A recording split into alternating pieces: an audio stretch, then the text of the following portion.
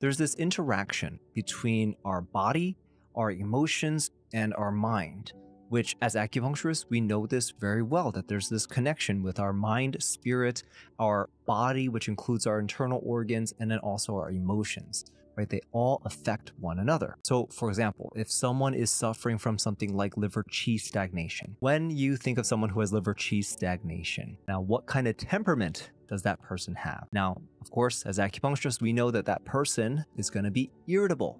And that's because that internal organ, that liver qi stagnation, is having an effect on that person's emotions. Now, the same is true vice versa.